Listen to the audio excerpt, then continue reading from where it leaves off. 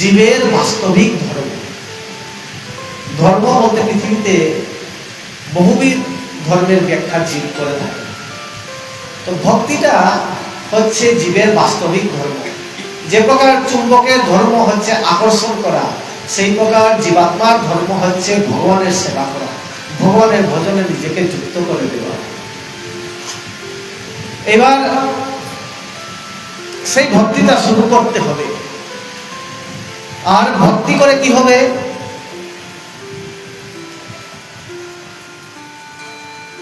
কৃষ্ণের চরণের রতি যাত্রী, প্রীতি হবে। কৃষ্ণের সাথে প্রীতি হলে কি হয়? লাভটা কি হয় কৃষ্ণের সাথে প্রীতি করায়? কৃষ্ণের সাথে প্রীতি করলে আনন্দ ঘনমূর্তি, সেই ভগবানের সেবাতে যে আনন্দ, সংসারিক আনন্দের তেমনটা নাই। তা আমরা অনুভব করি নাই বলে তার প্রতি রুচি নাই আমাদের। না হলে আমাদের আচার্যগণ, রূপ গোস্বামী, সনাতন গোস্বামী, মুসলিম রাজত্বকালে তারা অগাধ ধন সম্পত্তির অধিকারী ছিলেন, অর্থমন্ত্রী ছিলেন হুসেন শাহের সময়ে। এরা সমস্ত কিছু বিসর্জন দিয়ে মহাপ্রভুর আনুগত্যে হরিভজন বৃন্দাবন চলে গেলেন, সবকিছু ছিল।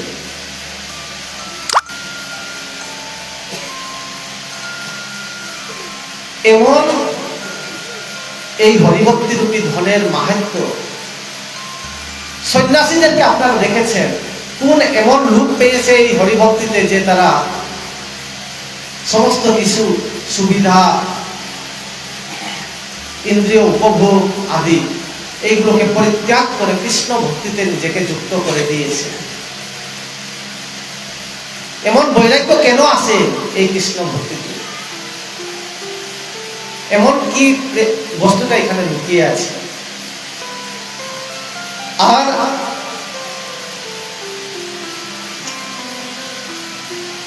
দেখুন, আমরা সকলেই বলে থাকি যাওয়ার জন্য কিছু একটা পারমার্থিক কার্য করা দরকার। সাথে যাওয়ার সময় কিছু যাবে না তো, লোকে প্রায় বলে থাকে। আমাদের লোকাল গাওয়া ভাষায় একটি কথা আছে, নেংটা আছে সব নেংটা যাবে, বলে কিনা? এই কথাটি সত্য কিনা বলুন তো, বলুন সত্য? কতজনে বলতে পারেন এই কথা সত্য? তো সত্য কিনা বলুন? খালি হাতে এসেছি মন, খালি হাতে যেতে হবে, কথাটা সত্য কিনা? হ্যাঁ মাতাজি, আপনারা বলুন সত্য? দেখুন, এই কথাটা পূর্ণরূপে সত্য নয়। কে খালি আছে সেই জগতে? কেউ খালি আসে না। সবাই পূর্বকৃত কর্মানুসারে এই জগতে এসেছেন, সেই কর্মের প্রাবদ্ধ অনুসারে সুখ দুঃখ আদি ভোগ করছে। খালি কারা এসেছে? আবার যাওয়ার সময়ে এইখানে কর্ম করে সেই কর্মের শুভ অশুভ ফলগুলোকে হাতের মধ্যে, মাথার মধ্যে চাপিয়ে স্বর্গলোক আদি ভোগ করে। গীতাতে ভগবান বলেছেন না,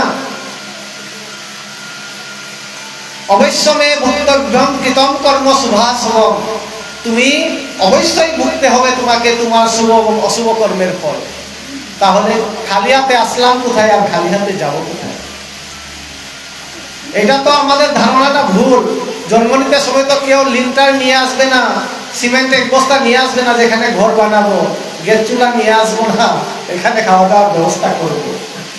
আমরা মনে করি ওইসব নিয়ে না আসায় আমরা খালি হাতে এসেছি, কর্ম নিয়ে এসেছি। ওই কর্মের ফলে আমরা এখানে লাকড়ির চুলায় রান্না করব, গ্যাসের চুলায় রান্না করব।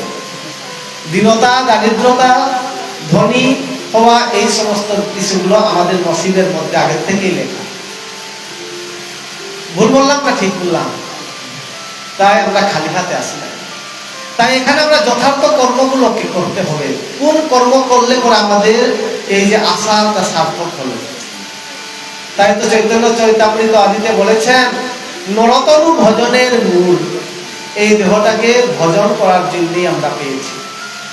এই যে একটু আগে আপনাদেরকে 84 লক্ষ জন্ম শোনালাম, এই যুগে তো আমরা বহুবার ইন্দ্রিয় তর্পণ আদিতে ব্যস্ত হয়ে জীবনটাকে কাটিয়েছি। কত মাছ খাওয়া খেয়েছি বকের জীবনে, কত শিয়াল হয়েছি, কত মাংস খেয়েছি, কত ভাগ জন্ম পেয়েছিলাম, বা কত সুন্দর সুন্দর শিকার করে খেয়েছি। আর এই মনুষ্য দেহটা তো তদনুরূপ নয়, এটা তো মনুষ্য দেহ, ওইটা হচ্ছে পশুজনী। তাহলে এই দেহটাকে দিয়ে হরিভোজন করা, আর হরিভোজন করে অন্তকালে কি হতে হবে? অন্তকালে নারায়ণ স্মৃতি। যখন প্রাণ যাবে তখন যেন শ্রীমুখ থেকে গোবিন্দের নাম আসে।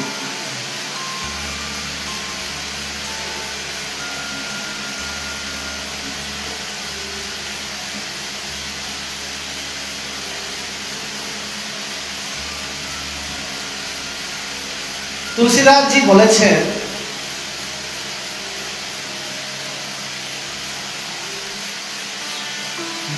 মুনি ঋষিগণ অনেক তপস্যা করেও अंत समय राम आवत नाही, अंत समय कही राम आवत नाही। মানে কি?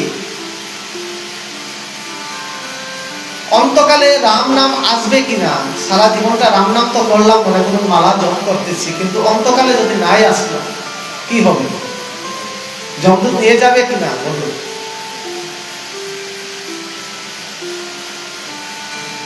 সারা জীবন হরিনাম করলাম, আর মৃত্যুকালে যদি কৃষ্ণ নাম মুখ থেকে না ফুটলো, তাহলে যমদূত নিয়ে যাবে?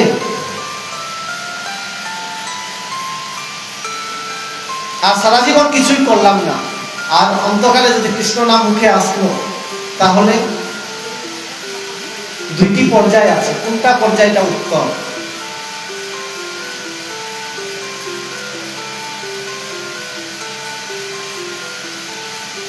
তাই এই ভাগবত শাস্ত্র আদি আমাদেরকে কি শিক্ষা দিচ্ছে? বিশেষ করে শ্রীমদ্ ভাগবত আমাদেরকে মৃত্যু শিক্ষাটা দেয়, কিভাবে মৃত্যু ধারণ করতে হবে, মৃত্যু বস্তুটা কি, এটাকে বোঝা দরকার আমাদের।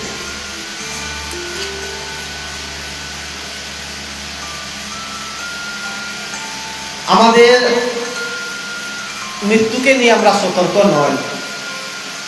যদি আমরা মৃত্যুকে নিয়ে সতর্ক হতাম, তাহলে আমাদের জীবন পাল্টে যেত। এমন এক স্থিতি হতো এই একদারা অঞ্চলে যে দূর দূর থেকে লোকরা আসতো, এটা তীর্থধাম হয়ে যেত। তীর্থভূষণ বৈষ্ণবরা যেখানে যেখানে বাস করে, সেই সেই স্থানগুলো তীর্থে রূপান্তরিত হয়। তীর্থে কেবল বড় বড় মন্দির বানানোর কারণে সেই স্থলটা তীর্থে রূপান্তরিত হয় নাই। সেই স্থানগুলো ধামভূষণ বৈষ্ণবগণ থাকার কারণেই তাদের বৈষ্ণব প্রতাপে সেই সেই স্থানগুলো তীর্থে পরিণত হয়েছে। তাই শ্রোতামণ্ডলী,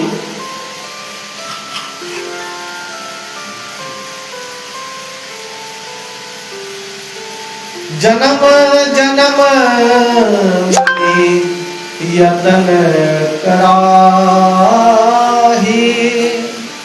अंतराम कही आवत नाही, जन्म जन्म मुनि यतन कराही। তাই জনম জনম তুমি যত্ন করেও যদি অন্তকালে যদি রাম শব্দ না আসে, এখানে তুলসীদাসের বাক্যের মধ্যে বুঝতে হবে অন্ত সময় রাম কহি ওর आवत नाही, মানে অন্তকালে যদি তুমি কৃষ্ণ বলো, তাহলে এই সংসারের দুর্ভোগ আর আপনার পাশে আসবে না। আরেক ভাষায় যদি দেখতে যায়, অন্ত রাম কহি आवत नाही, যদি তুমি ভজন করে যদি কৃষ্ণ নাম না আসে, উপায়টা কোথায়? বাঁচার উপায় কোথায়? আমাদের সেই বিষয়ে দেখতে হবে, বাঁচার উপায়টা আমাদের কোথায় আছে। তাই দেখুন, এই শরীরটা 10 দিন সুস্থ থাকবে, 3 দিন কোনো সময় অসুস্থ হয়ে যায়। ইচ্ছাকৃতভাবে কেউ অসুস্থ হতে চায় না, কিন্তু রোগ ব্যাধি এসেই যায়। দুঃখালয়ম অশাশ্বতম, গীতাতে ভগবান বলছেন এই দেহটা দুঃখের ঘর, দুঃখালয়, অশাশ্বতম আর চিরদিনের জন্য নয়। দুর্লভং মানুষং দেহ তত্রাপি দুর্লভং বন্যে বৈকুণ্ঠ প্রিয় দর্শন। এই দেহটা অত্যন্ত দুর্লভ আর ক্ষণভঙ্গুর। এই ক্ষণভঙ্গুর দেহটাকে কোনো নিশ্চয়তা নাই। কোনো বৈষ্ণব যদি আপনাদেরকে বলেন হরিনাম করো কিনা, না করি না, তাহলে শুরু করে দাও এই নাও মালার ঝোলা, বলবেন আজ থেকে না। কবে করবেন? ছেলেটার পরীক্ষাটা শেষ হয়ে যায়। এবার সেই লোকটা জানে না যে তার জীবনের নিশ্চয়তা কতটুকু। ছেলেটার পরীক্ষা পর্যন্ত তিনি বাঁচতে পারবেন কিনা তারও কোনো নিশ্চয়তা নাই। যেই শ্বাসটা ছাড়লাম আবার যদি ভিতরে না ঢুকলো, শেষ তো এই শরীরের কার্যকলাপ।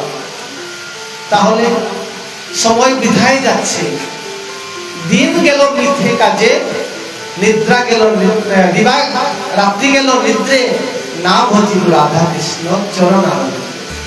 এইগুলো আমরা ঘরে খুব কীর্তন করি, কিন্তু কাজে লাগাই না ওষুধ। তাই মৃত্যুটাকে সার্থক করো।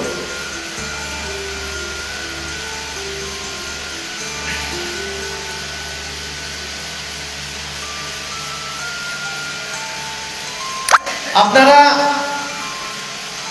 এখানে কতজন এই মৃত্যু নিয়ে সতর্ক আছেন? যাওয়ার জন্য আপনারা কি কি কার্যগুলো করেছেন? খালি হাতে যাবেন না কিছু নিয়ে যাবেন? বলুন মাতারা, আপনারা বলুন একটু কি ব্যবস্থা করেছেন বলুন, একটু জুড়ে বলুন। কি পুঁজি করেছেন? নিজের মেয়ের বাড়িতে যাওয়ার সময় নিজে তার জন্যও কিছু নিয়ে যাও, আর ফিরে আসার জন্যও কিছু টাকা গাড়ি ভাড়া সব ব্যবস্থা করে যান। আপনারা জানতো এইবার আপনার কোনো গন্তব্যের নির্ধারণ এখনো আপনি করেন নাই, কোথায় যাবেন? যাওয়া তো সকলেই বলছেন আমি যাবো একদিন, সব ছেড়ে চলে যেতে হবে। কিসের এত লোক, কিসের এত বলে সকলে ঘরে ভালো ভালো প্রবচন করেন, কিন্তু নিজের জীবনে ধারণ করেন কতজন? আমাদের স্থিতিটা ওই দুর্যোধনের মতন হয়েছে। মহাভারতে দুর্যোধনকে যখন ভগবান ভালো ভালো উপদেশ দিচ্ছিল, তখন তিনি কি বলেছেন জানেন? জানামি ধর্মম, আমি ধর্ম জানি। দুর্যোধন বলছেন নচমে প্রবৃত্তি, আমি ধর্ম জানি কিন্তু আমার ধর্ম করতে আমার রুচি নাই। অধর্মটা কি সেটাও আমি জানি, কিন্তু তা ছাড়তে আমার রুচি নাই।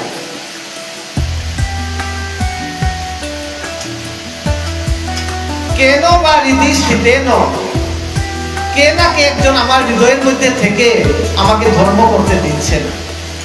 দুর্যোধন এই কথা বলছে। তো আমাদের স্থিতিটা সেই রকম হয়েছে। বলুন শিলচর যাওয়ার সময় আমরা গাড়ি ভাড়া, আসার গাড়ি ভাড়া নিয়ে যাই কিনা? না একবারাই গিয়ে পৌঁছবো বলে যায়। যাওয়ার জন্যে আসার জন্য তো কিছু যাওয়া আসার টাকা ব্যবস্থা করে যাই। তো এই সংসারে আসলাম, যখন যাব তখন কি নিয়ে যাব?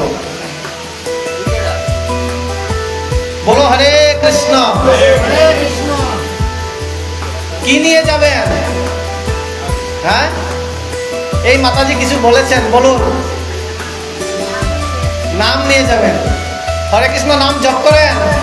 মালা আছে, মালাই জপ করেন কিনা বলুন? হাতে করেন? কত মালা জপ করেন? দেখুন সবাই মন মোতাবেক ভগবানের পূজা করছে। তাই একটু আগে বললাম চারি সম্প্রদায়ের অন্তর্ভুক্ত বৈষ্ণবদের সান্নিধ্যে যেতে হবে।